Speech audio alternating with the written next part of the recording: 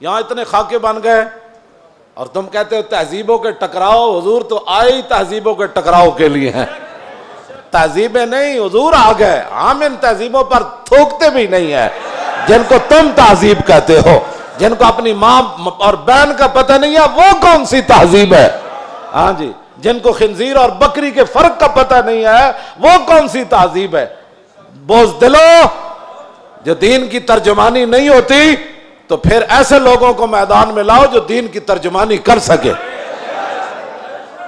دین کے لبادے بھی اوڑے ہوئے اور جناب بڑے بڑے جبے اور دستاریں بھی تم نے پہنی ہوئی ہیں اور حضور کی عزت پر بات نہیں کر سکتے تم. اور تمہاری یہ عزتیں کس کے لیے ہیں؟ سنو، یہ سارے بہت سارے لوگوں کے مرید ہوتے ہیں اور میرے بارے میں پھر کہتے ہیں آپ نے ہمارے پیر کے بارے میں. میں تو پیر فقیر کے بارے میں بات کرتا ہی نہیں ہوں. داتا صاحب کتنے بڑے پیر ہیں. داتا صاحب نے پتہ کیا لکھا؟ ولی کی ساری زندگی نبی کے ایک سانس کے برابر نہیں ہے.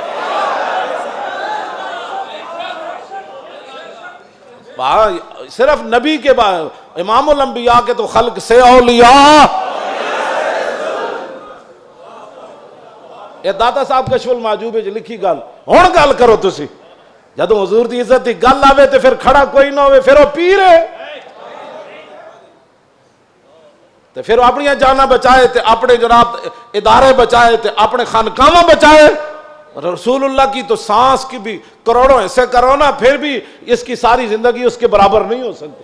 کروڑویں حصے کے بھی.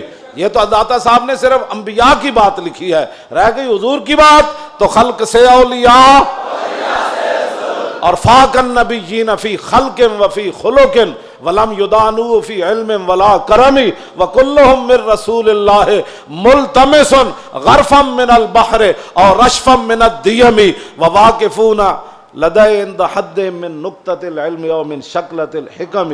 ایدہ تو میں ترجمہ نہیں کر سکتا انبیاء دی عظمت دی وجہ. امام بوسیری گل کتھے جا کے کی تھی کہ حضور دی شان کتھے جا کے ہے. فرمایا سارے انبیاء اور رسل حضور سے یہ عرض کرتے رہے کہ حضور اپنے کرم کا ایک چھینٹا ہمیں بھی عطا فرما. وَكُلُّهُم مِّن رَّسُولِ اللَّهِ مُلْتَمِسٌ غَرْفًا مِّنَ الْبَحْرِ اور رَشْفًا مِّنَ الدِّيَمِ. یا اپنے سمندر سے ہمیں ایک چلو عطا فرما دو.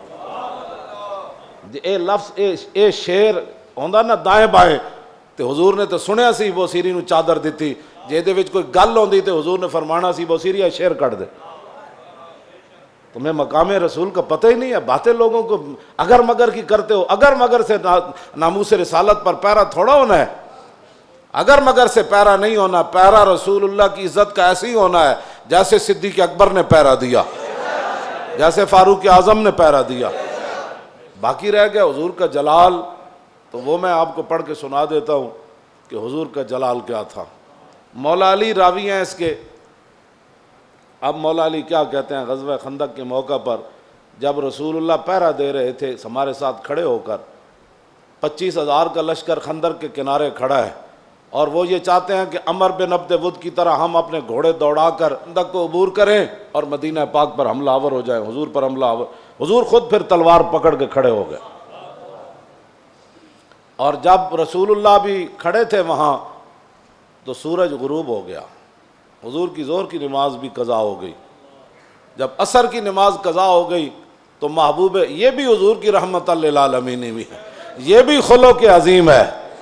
تم نے کون سا خلق عظیم کی مثالیں دیتے ہو؟ مائی کوڑا پھینکتی تھی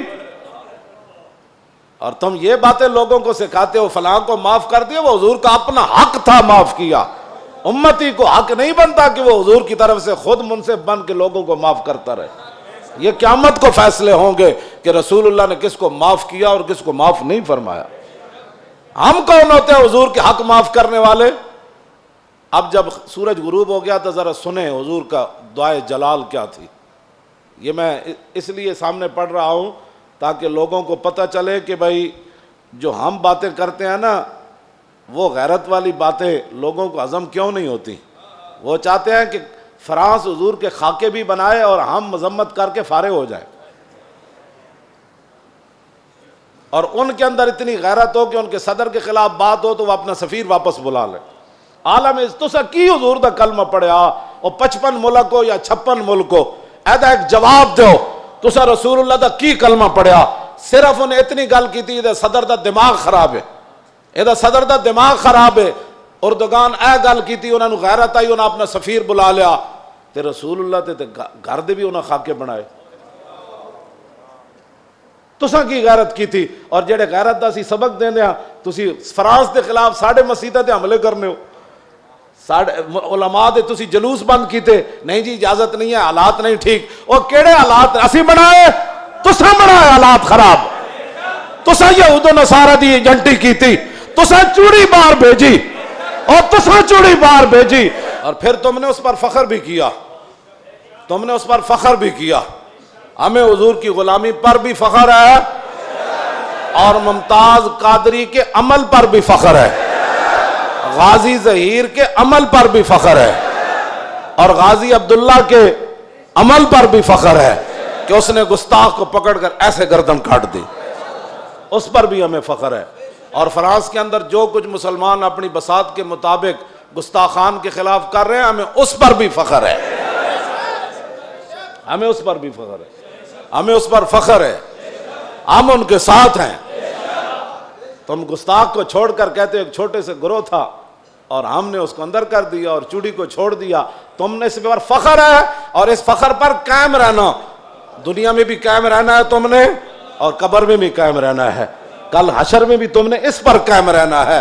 اور ہم دنیا میں بھی قائم کھڑے ہیں کہ ممتاز قادری کے ساتھ کھڑے ہیں، ہم تمام غازیان اسلام کے ساتھ کھڑے ہیں، ہاں جی تمام محافظان ناموس رسالت کے ساتھ کھڑے ہیں، ہمیں اس پر فخر ہے، اور ہم کل قبر کے اندر بھی ہمیں اس پر فخر ہے، اور کل قیامت والے دن تو پھر بات ہی رسول اللہ کی ہے۔